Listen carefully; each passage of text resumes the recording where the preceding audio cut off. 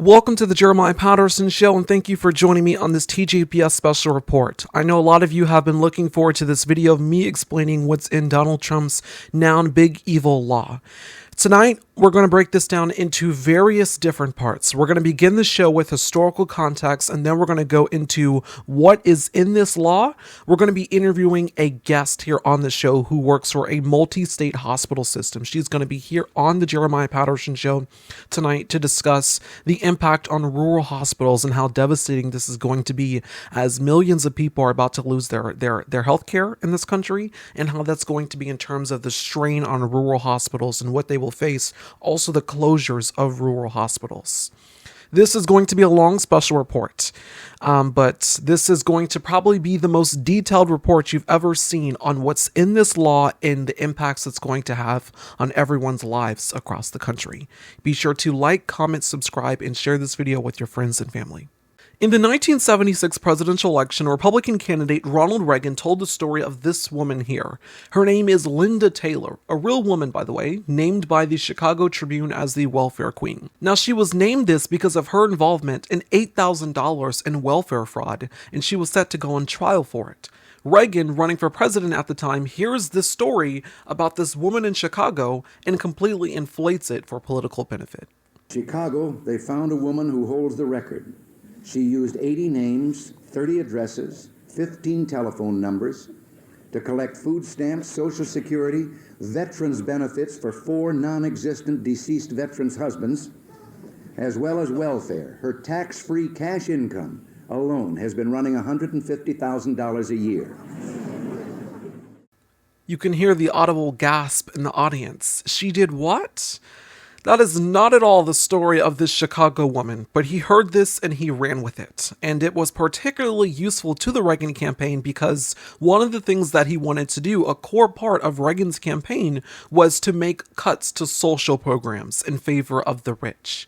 And so the welfare queen story was a way to amplify that message. By tweaking it for our benefit and saying mendaciously false things, we can get people mad, we can get them angry, and we can make them essentially use that anger to vote for us and to back cuts to social programs because of this welfare queen out of Chicago. And it did not work. Incumbent President Gerald Ford got the Republican nomination that year and ultimately did not win in the general. He lost to Jimmy Carter. But for the 1980 elections, yes, Reagan ran again. And he was going to use that same welfare story to try and get elected this time. He said a whole bunch of people were cheating the system, therefore cuts were necessary. Innocent taxpayers are being taken advantage of. It was this anti-government, vitriolic, racist, inflated story that Reagan was trying to tell here. And because what Reagan was doing was specifically trying to appeal to working class white voters, essentially that they were under assault by this welfare queen and that the government should get off their backs. He was appealing to that sector of the population to get elected. And this time, it worked. It was an electoral wipeout. So he gets in office, and he gives this major address before the nation on the state of the economy, which is not in the best position at the time. And he basically tells everyone, hey, we're gonna get this fixed. I promise you guys, we're gonna get all this fixed. Your money's gonna be great again. Things are gonna be affordable again. I did run on Make America Great Again, right? Remember that? But essentially what Reagan tells his audience here in this, special on TV is that it's gonna involve a bunch of budget cuts. But I promise you, those cuts will affect not the truly needy. I promise you that none of these cuts will affect the truly needy in this country because I ran on protecting you guys, right? I ran on protecting the working class people. We're gonna give essentially tax cuts here. But you will all be just fine. We're just going to redistribute the wealth in this country. We're going to give the tax cuts and the wealth will trickle down. I promise it's going to be like that. But guys, hear me out. The tax cuts aren't going to pay for themselves. We have to make budget cuts to programs, but I promise you the truly needy will not be affected. So about a month into office, you see this headline here at the New York Times. Reagan won't cut 7 social programs that aid 80 million. They essentially framed it as Reagan's promise to preserve benefits for the truly needy, for the needy people of America. So this entire time, Reagan and Republicans are telling people, hey, don't worry. I know you're freaked out probably about what's going on here. I know the economy is not great right now. I know life is barely affordable. But we're going to have to make some budget cuts in order to get the economy back up. But I promise you, hey guys, we're not going to touch Medicaid. We're not going to touch food stamps. We're not going to touch SNAP. All these crucial lifelines that you depend on. We're just looking at things that could possibly be cut. But the truly needy, you are in good hands. By March, the media started to catch on more and report that it was an actual crisis. This is from the Washington Post. Reagan ready to unveil social welfare cuts. Reagan proposes to eliminate 40 U.S. social programs as entities. 40? 40? What happened to just 7?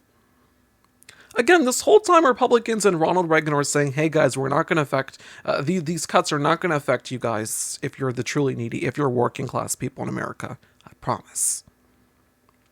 So the Reagan administration is repeatedly assuring the public that their cuts wouldn't result in actual harm. People would get jobs. People would get better jobs. Or states would make up the funds.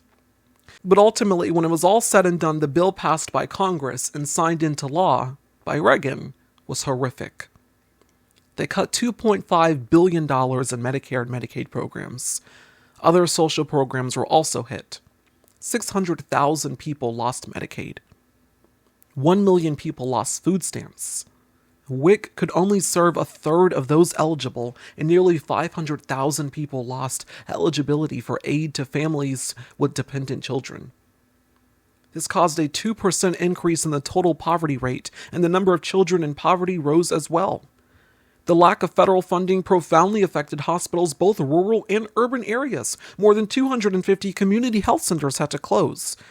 In between 1980 to 1991, 309 rural hospitals and 294 urban hospitals had to shut down as a result of this bill.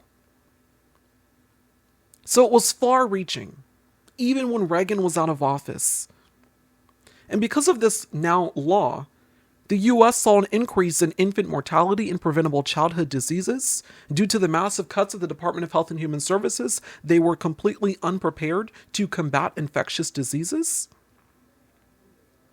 I mean, the President of the United States ran on this message of protecting the people in this country that were truly needy.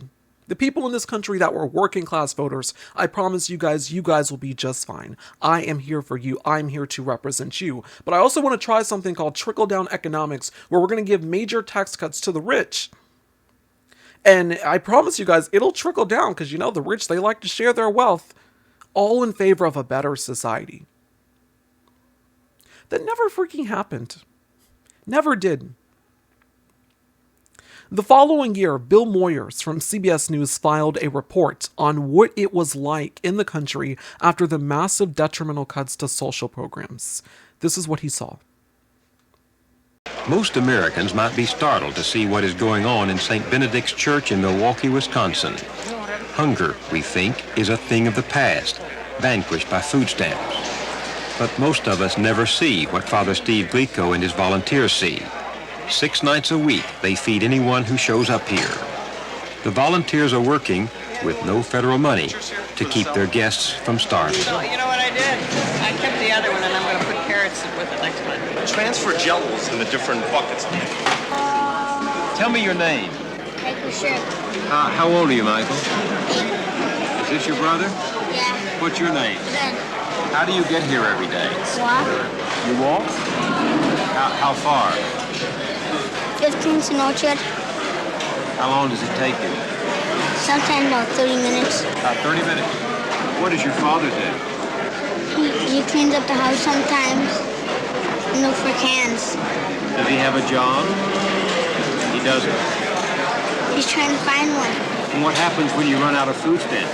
After we ran out of the food, we come down here. Then after a while, we go and borrow some money. Do you have enough to eat the rest of the time? If it worked for this place, would you have enough to eat? No. Reagan is taking everything from the poor and giving everything to the rich. That's what they say. I got nothing. I walk up to you, I say, give me a job. Can I get a job? Doing this, doing that? Have you tried to get a job? Sure I have. The last job I had, I worked at Cedar, pushing a broom. And what happened to Cedar? What happened to that? Folded. So many of the people whom I saw tonight look numb. That to me is you experiencing the destitution of poverty.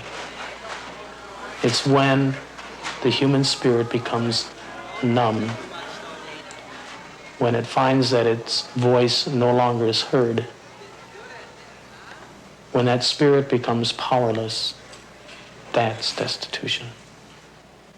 And what happens to a person who goes hungry, who hurts, who doesn't have a job, who's drinking too much, whose aid is cut off, day in and day out? They don't go out and lie down in Potter's Field and die. What happens? Some do go out into the potter's field and die. And the rest? They're dead in our consciousness.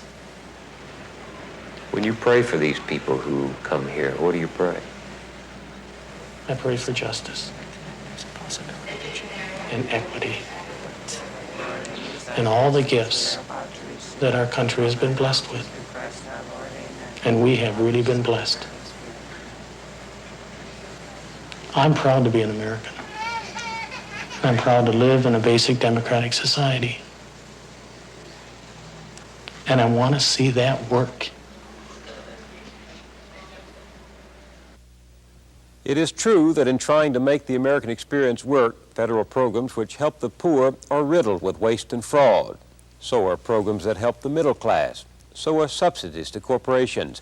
So are the billions being spent on the military-industrial complex.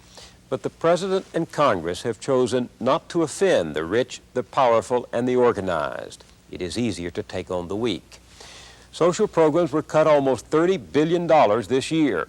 The new budget proposes more cuts of $26 billion. The burden falls most heavily on the poor, and some of the truly needy are truly hurting. They have been asked to sacrifice because the economy is in trouble and because some people are cheating the system. But for all the fraud and waste, for all their inefficiencies, these programs are a life support system for the poor. For many, we are pulling the plug. I'm Bill Moyers for CBS Reports. Quote, the president and Congress have chosen not to offend the rich, the powerful, and the organized. It is easier to take on the weak. End quote. Again, that is Bill Moyers doing a report on the state of the nation a year after Reagan made all these cuts. People were standing in line, starving. This food bank that used to qualify for federal assistance, for federal funding, had it cut. They were basically operating, by themselves here with funds from grassroots supporters in the community. Social programs were negatively impacted in favor of the rich. The American people were rightfully enraged, especially because it did not work. You do not give tax cuts to the rich and then expect them to share the wealth. Share their newly received wealth and tax write-offs with the poor, with working class voters, who they do not see as their equals, by the way. Because many of them think that they're better than that. Quote, the president and Congress have chosen not to offend the rich, the powerful, and the organized. It is easier to take on the weak. In 2017, Trump wanted to get rid of Obamacare, and so House Republicans proposed cutting Medicaid in order to repeal the ACA so they could give major tax cuts to the rich. Let's slash healthcare coverage and benefits for the underprivileged, the everyday working Americans, and let the wealthiest corporations and individuals among us have a huge tax break because, those guys deserve it. And it's not like this was hidden intention here, that they were going to do this. They were completely spineless and unperturbed by the ramifications. It would have been repealing parts of the ACA, including Medicaid expansion, and cutting $800 billion from Medicaid over 10 years to give tax cuts to the rich. The Congressional Budget Office estimated that 14 million people living in the United States would lose Medicaid coverage under the bill. Medicaid is a huge insurance provider here at home. 1 in 5 people have it.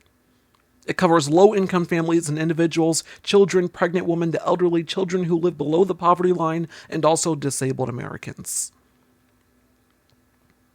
And also remember, Donald Trump, 2015, 2016, ran on protecting the working class voters. I gotcha, guys. Vote for me. I'll take care of you once I'm in office.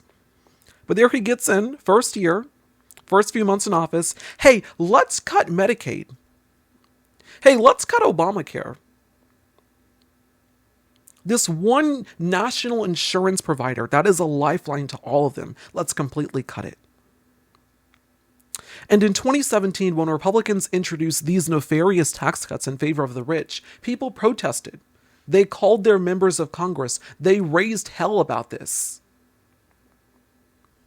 And they backed off. The tax cuts for the rich still passed, but they did not make cuts to Medicare or to Medicaid. So that essentially was the first test to countering this, right? You know, the Trump administration is trying to make massive cuts to Medicaid and to Medicare. Republicans in Congress are completely spineless about it because they really do want to do it. They're trying to go along with this. Massive tax cuts for the rich do not just, benefit, the wealthiest corporations among us in this country and the wealthy, but it also benefits Republican members of Congress who are already making six figures a year per congressional salary. 2017 didn't work. They backed off. On the 2024 campaign trail, Donald Trump promised to his rich donors that, hey guys, I gotcha. We're going to give you guys a hell of a lot of tax cuts. Because you're all people that have a lot of money. I know 20 of you and you're rich as hell. We're going to give you tax cuts. We're going to pay off our debt. We're going to do all of the things that we're going to give you guys tax cuts. So after Donald Trump makes those promises, he is simultaneously denying any connection to Project 2025, which ensures cuts to social programs. He then goes on to tell his supporters for months, hey guys, up until he is elected, we're not going to touch Social Security. We're not going to touch Medicaid. I promise. Medicaid, we're not going to do anything with that. Medicare, Medicaid. None of that stuff is going to be touched. We're not cutting Medicaid. We're not changing Medicaid. Here's what I want on Medicaid. We're not touching anything. Just as I promised, there will be no cuts. There won't be read my lips anymore. We're not going to touch it. He lied. And a whole bunch of people fell for it. And so when House Republicans started voting on this massive budget bill, the one big beautiful bill that they're calling it, which is maniacally evil, the only Republican resistance, essentially, that there was, is that there wasn't enough cuts to Medicaid and Medicare. After negotiating and finally coming to a consensus, the bill gets sent to the Senate after it passes the House. And the Senate just makes it worse. Lisa Murkowski says that she can't vote for this bill in good conscience because it's just too much. It's too devastating. It's going to be too detrimental. But then she goes to get a backroom deal for Alaska only and chooses to screw over everybody else. After voting for it, she pretends like she's devastated and said she actually hopes the House sends it back to the Senate because it's really bad. Then why would you vote for it? Why would you vote for something that is against your morals? Why would you vote for something that you don't agree with? It doesn't make sense. Inexplicable. Inexplicable. It's not a justification. You can't say something is bad, send it over to the House, and then pray that they send it back. That's not how it works. You voted for it. You've already stamped that book in history. And then you have domestic terrorist enablers like Josh Hawley, who were like, yeah, this bill is going to take away healthcare for millions, but I'm going to vote for it still. I mean, we can't be cutting healthcare for working people and for poor people in order to constantly give special tax treatment to corporations and other entities. He voted for it, by the way. Remember that. He voted for this bill. Josh Hawley, your Republican senator from Missouri, voted for this bill. Ultimately, there were 3 Republican no votes. Susan Collins, Rand Paul, and Tom Tillis, who announced essentially that he was going to retire, saying that this bill would kick off hundreds of thousands of North Carolinians off of their health care. And because it was a tie, Vice President J.D. Vance broke it with his vote, and the bill passed, sending it back to the House.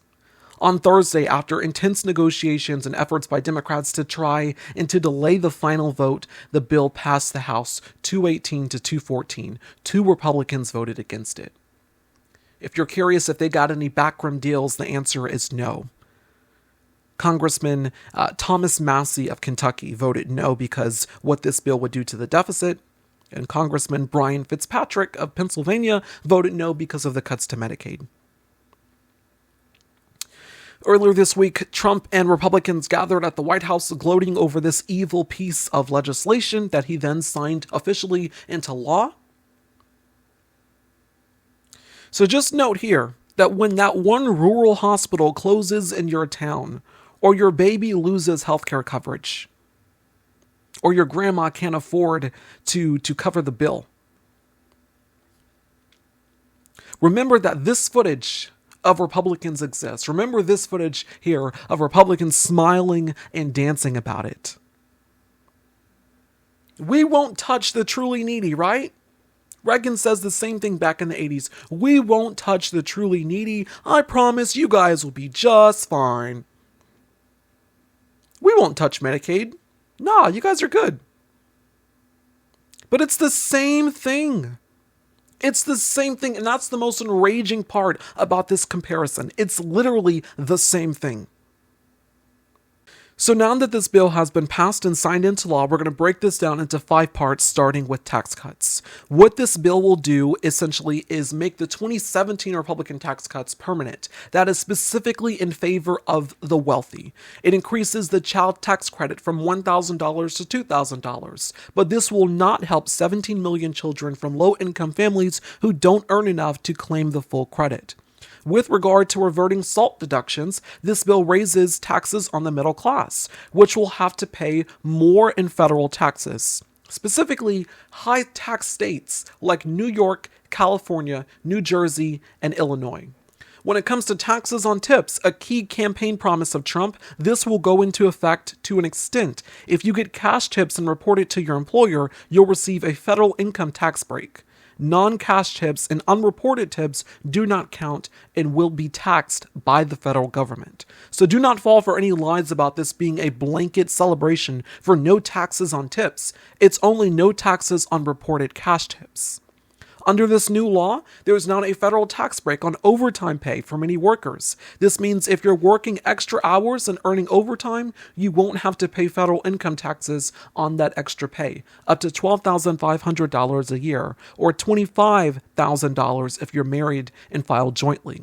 It's only for people making under $160,000 a year, and it lasts through 2028. Again, it's a less than small percentage of relief for the working class while giving huge tax cuts to the richest among us. Remember how Trump floated the idea about incentivizing women to have children as he actively takes a sledgehammer to women's rights in this country? Why don't we give people money for having children, but do absolutely nothing to ensure that that child has a good life? As I always say, they're not pro-life, they're pro-control. But this seriously is in the law. Giving a new family $1,000 for having a child and what will be called a Trump account. This law will also end green energy tax credits. It ends a $7,500 tax credit for households that buy or lease new electric vehicles, and a $4,000 tax credit for buyers of used electric vehicles. These tax credits would disappear after September 30th, 2025. So this is a major one that a lot of people have been talking about when it comes to this bill, and that's going to be Medicare, Medicaid, and SNAP. This law has slashed nearly $1 trillion in Medicaid. It takes away coverage from people who don't meet a work requirement, forcing them up to 80 hours per month to work in order to qualify. It takes away Medicaid and CHIP funding for refugees and others with lawful status. Medicaid recipients will now be charged up to $35 per doctor visit. It may sound not like a much, but think of a family where it's already tight right now between bills and groceries and rent and still making sure that the kids have enough to eat. That's going to be a struggle. This law blocks a key Medicare rule that made it easier for low-income seniors to enroll in the Medicaid savings programs, forcing some to pay up to $8,340 more a year. That's nearly $10,000. Ultimately, 17 million Americans will lose healthcare coverage, 4 million children will lose access to food assistance, and 7.5 million children are at risk of losing free school lunches. According to the Center on Budget and Policy Priorities, this law will cut federal funding to SNAP by $186 billion by 2034. It will be the largest cut to SNAP in history. These cuts will increase poverty, food insecurity, and hunger, including among children. 40 million will be affected, including 17 million children, 8 million seniors, and 4 million non-elderly adults with disabilities. More than 2.2 million will be cut from SNAP every month. 270,000 veterans, homeless people, and young adults aging out of foster care would lose their SNAP benefits. Remember that news footage that I played at the top of this show about the food pantry? Well, we're going to be seeing those closed down because of this new Trump law. Food pantries are already freaking out over how horrific this will be. Quote, in state after state, food pantries across the country are sounding an urgent warning. They can't handle what's coming. The cuts in Donald Trump's One Big Beautiful Bill will restrict eligibility for SNAP enrollment and divert a significant chunk of the program's cost to states. Anti-hunger advocates are calling the Republican-led legislation an imminent crisis for millions of families who rely on food stamps to buy groceries they couldn't otherwise afford, and an existential threat to food stamps that support the most vulnerable Americans. The nation's already strained network of community food banks anticipates a surge in new visitors who lose their SNAP benefits. There is no backup plan, according to Laura Lester with Feeding Alabama, a state with more than 730,000 SNAP beneficiaries. Quote, the pantries that are already bending under the strain have no capacity left to meet a massive increase in need. End quote. So, I mean, that's just some of what's in this law. That's horrific. Think of the deaths. Think of the amount of people that are going to be literally struggling to feed their children. The amount of children that are going to be struggling here. The amount of children who rely on only school lunches, really, to eat. Because it's difficult to even afford basic necessities for life right now in the United States. That's what this is going to do.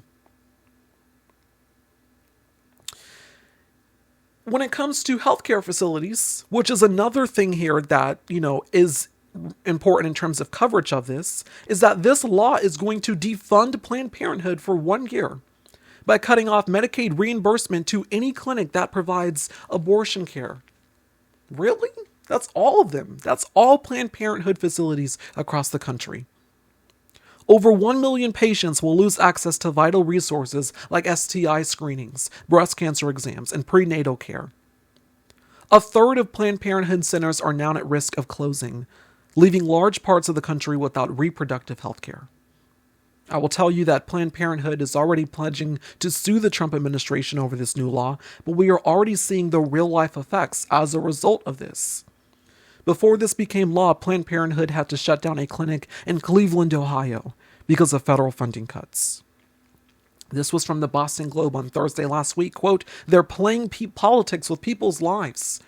Trump's big bill would slash Planned Parenthood's Massachusetts budget in half.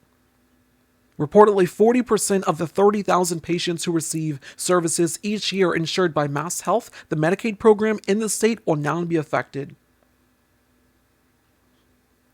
I just want to pause there for a second because I feel like it's important to tell people, in your state, there could be something like Mass Health in Massachusetts where your state has a Medicare or a Medicaid program that, is not, does not flashily say Medicaid or Medicare. Obviously, you wouldn't know that if you didn't research it. Research what is the name of your state's Medicare or Medicaid health system, because it's important to know that when these cuts start taking place and where it's going to be coming from.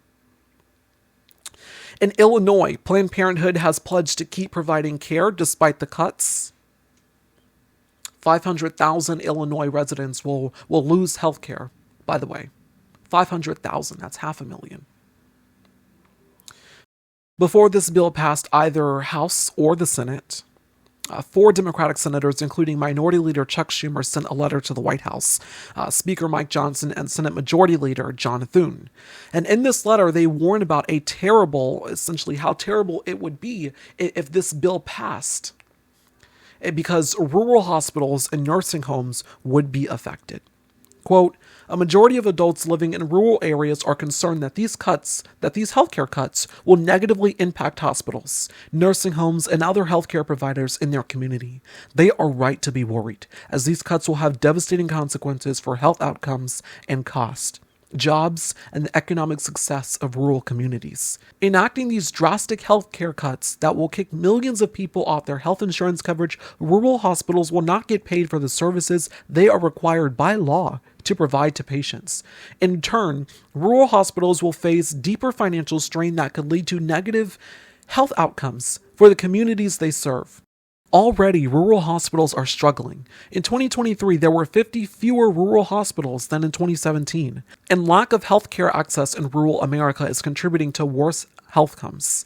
Faced with additional cuts to their revenue, many rural hospitals may be forced to stop providing certain services, including obstetric, mental health, and emergency room care, may have to convert to clinics or standalone emergency centers, or close altogether. Rural hospitals are often the largest employers in rural communities, and when a rural hospital closes or scales back its services, communities are not only forced to grapple with losing access to healthcare, but also with job loss and the resulting financial insecurity. Republican healthcare cuts would be felt by rural hospitals across the country. Addressing the crisis in rural healthcare access is a national bipartisan priority, and it should be bipartisan to not worsen it. However, if your party passes these health care cuts into law, Americans in rural communities across the country risk losing healthcare services and jobs supported by their local hospitals. We urge you to read the attached report and reconsider the position. It is not too late to stop these cuts. Billionaire tax breaks are not worth the cost to American lives and livelihoods. End quote. So we have Senate Democrats here urging the White House, urging Republicans in congressional leadership, hey, don't pass this. This is going to strongly affect rural communities writ large across the country. It's going to affect rural hospitals. It's going to affect rural nursing homes. It's going to affect rural residents who are not going to have to travel to different facilities and potentially see, hey, that hospital is closed. Hey, that nursing home is closed. You can't come here. You have to drive 10 more miles if you can afford to get down there. If you can get there. If you have the transportation. Rural hospitals and nursing homes are now preparing to close because of this. After the bill passed the House, a southwestern Nebraska medical center became the first community hospital to close its doors, blaming the federal funding cuts. According to an analysis by the University of North Carolina, 338 rural hospitals are at risk of closing. 338. And just look at those numbers. More than half of these states have essentially numbers not just in the single digits, but also double digits of hospitals at risk. According to the Missouri Independent, 25 hospitals are currently at risk. This is going to kill people. Right now, the state receives $12.7 billion in federal funds from Medicaid, and because of these new cuts, we will see hospital closures, staff cuts, and people being forced to go back to work against the advice of their doctor in order to still get Medicaid, in order to still qualify. In Alaska, on this list, they have 5 rural hospitals. 5. 3 of them are set to close. They have 5 rural hospitals on this list who are at risk. 3 of them are set to close. 3. So that backroom deal that Lisa Murkowski got for her state only applies to a special tax deduction for whaling boat captains and a provision that delays the requirement that states with high payment error rates start contributing to the cost of food stamps. but she still voted for the Medicaid cuts that will now close 3 rural hospitals in her state. Despite telling her constituents last month that she wouldn't dare vote for a bill that cuts Medicaid. Hey, Alaska residents, if you're watching this, remember that when you go to vote. Yesterday, I had the chance of speaking with an individual who works for a multi-state hospital system. She works in essentially the IT for the claims department. This was our interview on how this law affects Alaska and rural hospitals writ large. Joining me now for the interview is Harley Ray. She's an applications analyst for claims. Thank you so much for coming on the show. Hi, I'm glad to be here. Can you start by telling us a little bit about what you do? Sure. Well, I work for a multi-state hospital network. So they have hospitals and clinics, and they're currently in 7 states. And I work out of Southern California with the IT department, mm-hmm. and I work closely with the claims department. Any issues that they have processing claims, or with doctors putting in notes and things like that. My team works to have everything go smoothly between the claims department, the doctors, and the insurance companies. Mm. This new law that Trump has just signed is expected to negatively affect rural hospitals. Reportedly, 300 of them are already at risk. In Alaska, 3 out of 5 are expected to close. What would that look like, and what would the effects be across the country and in Alaska? Well, in Alaska, I looked at the list that is on a .gov site, and I just wanted to see how many of my hospitals are potentially going to close. And of the 6 that we have, 3 are on that list. So of the 5 that are on the Alaska list, 3 of them are the hospitals that I work with. And so I looked them up because I don't work directly with them, but they're a part of my team, you know. And there are 4,000 people, doctors and staff that work at those hospitals. So if you get rid of 3 of them, I'm just cutting it in half. That's about 2,000 people, which, I mean, to me, that's a lot, but some people might say, oh, well, that's not that bad. But then you have to think about the patients that are there. They're going to have to travel further. And then how is that going to affect their families, their communities? Are they going to have to move?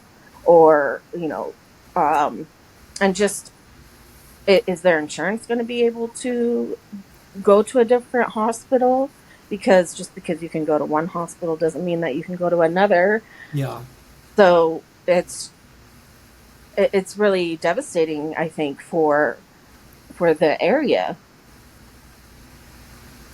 2,000 people is definitely a lot. When you tie into the fact that a lot of these rural hospitals, sometimes like those are like the only major, you know, places where you can get a job, specifically in those communities. I wanted to ask you here, what would it be like in terms of like hospitals coordinating with each other in terms of having conversations about these federal cuts to Medicaid and to Medicare, and the impact that it's going to have on the system as they're going to have to probably turn people away dealing with cuts here? Well, like I said, I work with the claims department in Southern California. And now, within the last 2 weeks, they have, well, in the last couple months, they've done a lot. But within the last 2 weeks, I can say that I have been trained on a different aspect of the IT whole team. I am now learning how to create letters. So we'll get letters from the insurance company that needs to be, it's a HMO. It's a lot of information, but just plain, the insurance companies give us letters that need to go out to our patients. And we have to make it to where our system can print the names and the addresses and things like that. So I'm now being trained on how to do that. And with the last 3 years that I've been on this team, that's never happened. I was told that we're expecting 200 letters by October. And that is a lot to me. 200 individual letters, meaning that we have to create them to go out to all the different patients, so that one letter could equal 1,000 patients, or so you have to multiply it. I'm not sure exactly how many of those letters go out to how many people, but 200 letters is a lot when you have to give it out to so many different patients. What worries you the most about these changes, and how will this affect your system? Will your system and people like you, will you guys be able to handle this? I did take a look at the list, and for California, there are a lot of hospitals on that list. I believe there's 25. You might have to correct me, but of the 25, I did not see any of the hospitals that are connected to my network, which is great for California. I mean, for my company, but it whenever you remove access to healthcare, people get affected. My team has already, in the IT area, has already laid off people. That was earlier this year, maybe 2 months ago. We are taking on more work, which I want to say I don't mind, but we already had our own work that we were working on, and now we need to add more, because they had to get rid of people that were in the company, contractors. They're cutting back on vendors, things like that. So those are jobs that were connected to the hospitals that are no longer there. So those other companies need to find work elsewhere. It affects everyone when there's lack of access to healthcare. Once again, my guest is Harley Ray. She is an applications analyst for the claims department. Thank you so much for coming on the show again. I appreciate your time, and wishing you Godspeed here. I know it's going to be extremely difficult in the months ahead. Thank you. The Jeremiah Patterson Show is an independent news media platform. If you want to see more special reports like this, please consider becoming a paid subscriber to my Substack at tjpsnews. When you become a paid subscriber, you'll get immediate access to exclusive content, opinion pieces, the upcoming Resistance podcast, and The More You Know, a series focused on diving deeper behind the headlines with historical context. According to one viewer who upgraded to a paid subscription, quote, "I like your deep dive style. There are many doing the quick news updates, which is helpful, but we need both." Another viewer said, "Jeremiah, you are a fantastic reporter and I truly value your work." I do this because it matters, because the investigative journalism is imperative, and most of all, I'm unabashed and unafraid to tell the truth. Upgrade now from free to paid for just $7.99 a month or $75 a year.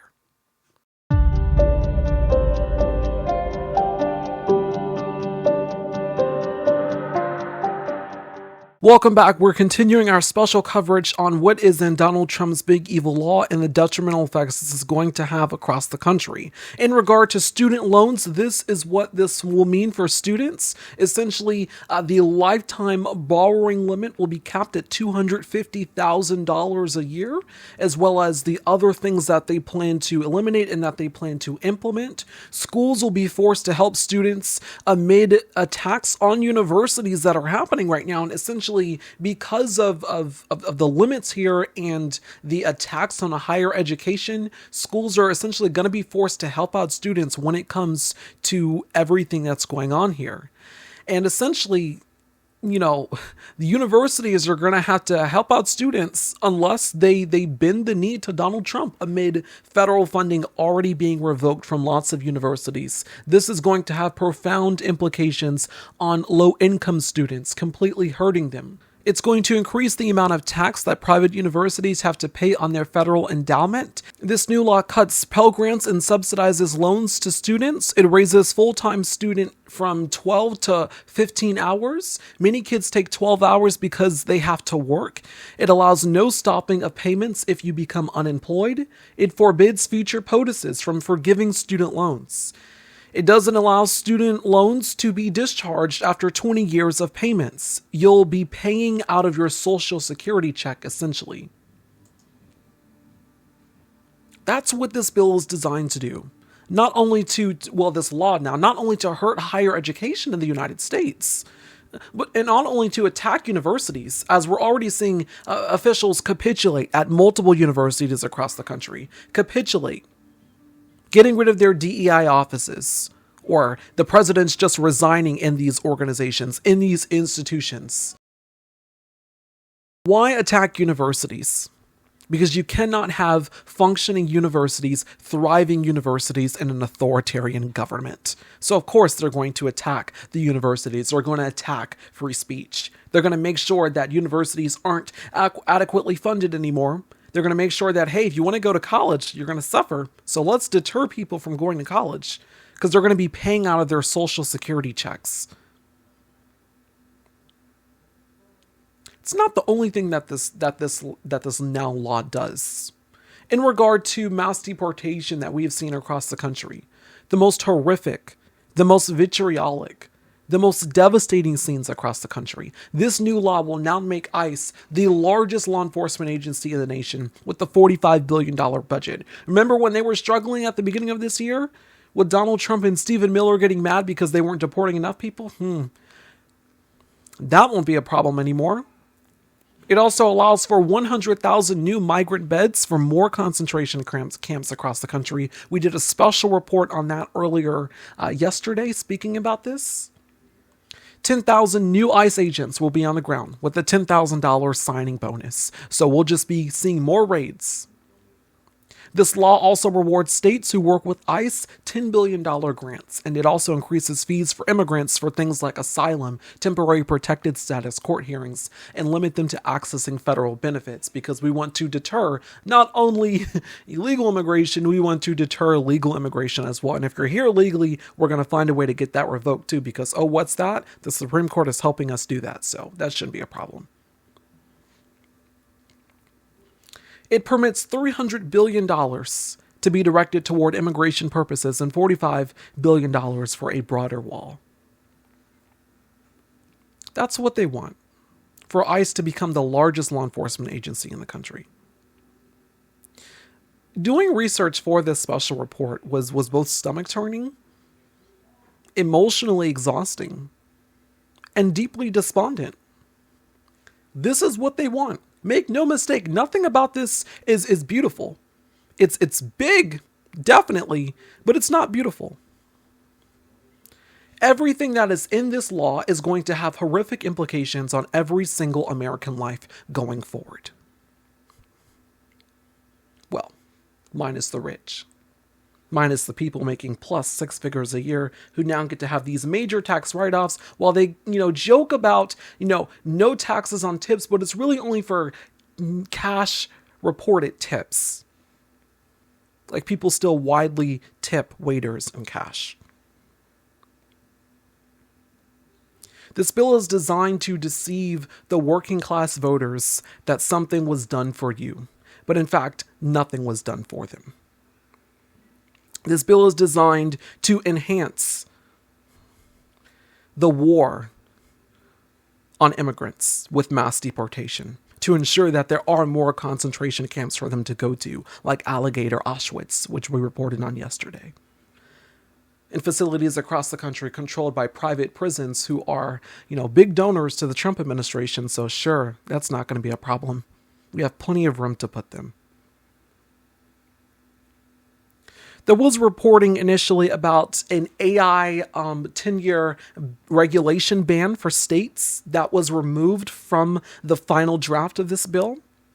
There was also talk about a nonprofit killer clause. That was also removed. Basically, what that would have done is have allowed the Department of Treasury to revoke the tax-exempt status from any organization or group that they delineated as terrorism, which is a tactic of authoritarian countries.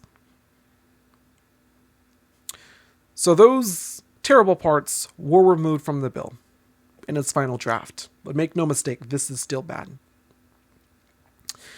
CashAppCongress.org has this fantastic website. They've done a fantastic job of tracking all of this in terms of the Republicans that have effectively cashed in now because they voted for this. You can see, you look at them there, how they benefit with personal assets and essentially the pain and suffering that will be inflicted on their districts. It goes and it goes. They voted for it, how it benefits them, how it hurts their district. Let us all remember this. Let us all remember this. When it comes to the big evil law, which is now, going to go into effect, and we're already seeing the implications across the country, as I just spoke to Harley Ray here on the show. We are going to see death on wide-scale proportion over the next few years, over the next few months, because of these cuts in favor of billionaires, and because of all the terrible things that are in this. I mean, going back there, CashAppCongress.org, all these Republicans voted for this. This is how they're going to benefit from it. This is how they're going to benefit from it while their constituents suffer. And I will tell you, they are going to try to say to you, they're going to try to market this as, well, we're still helping out the truly needy. It's just going to take a while. You're going to feel that temporary pain, but I promise you the truly needy will not be affected. The truly needy will not be affected. Medicaid and Medicare, yeah, we had to cut it because there's a whole bunch of fraud going on.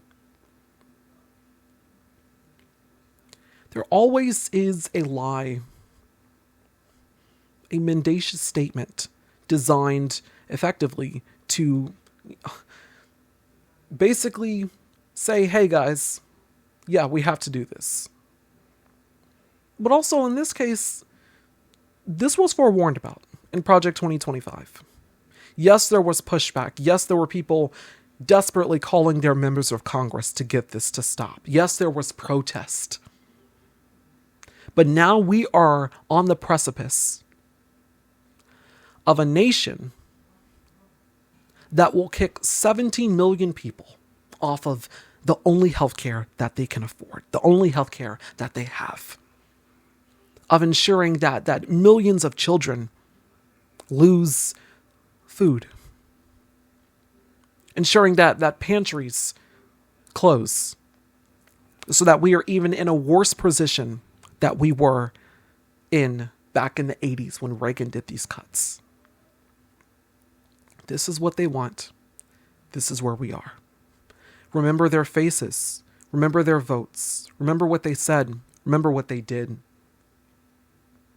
One Republican, after this passed, in regard to the 17 million children that are no longer essentially going to have food assistance, he tweeted, "Yes! Yes!" I mean, again, I tell you, these people are evil. He since then took that down. These people are evil. They have no moral compass. No moral compass. Again, they're not pro-life, they're pro-control. Because once the child is actually born, they do nothing to ensure that that child has a good life. This will go down as one of the worst pieces, probably the worst legislation that has ever been passed in the United States Congress, championed by Republicans and Donald Trump, who are literally dancing, as millions of people are about to be kicked off their healthcare, as rural hospitals will close all across the country, as people will be turned away by hospitals because they can no longer afford to take in as much people as they used to. Remember their faces. Remember that they danced when you lost it. Remember that. This is who they are. This is who they are. Believe them. If you enjoyed this video, please be sure to comment any suggestions, questions, or your thoughts on this video. If you're a fan of the Jeremiah Patterson Show, please recommend it to your family and friends. Also, you can support us by donating financially, as this is independent journalism and we rely on your donations to continue this crucial work. Another way you can support my work is by becoming a paid subscriber to my Substack at tjpsnews for $7.99 a month or $75 a year. A huge and heartfelt thank you to all of you who have supported. Your donations and your generosity do not go unnoticed. I'll be eternally grateful. Be sure to follow us on Blue Sky and Substack at TJPS News. If you have any questions, news topic requests, or want to do a collaboration, you can email me tjpsnews@gmail.com. I'm going to go get some hot tea or something because my voice, I've been talking for a while, but definitely can't lose my voice because I have to do a show tomorrow. It is today. I was recorded this on Sunday and I have to get this out. So thank you all so much for watching. I hope that I've made some sense about this law. I hope that I've explained this to you with context. And I hope that you find this useful enough that you share it with your family and friends, and you comment and you restack and you repost. So thank you so much for your support. I appreciate it.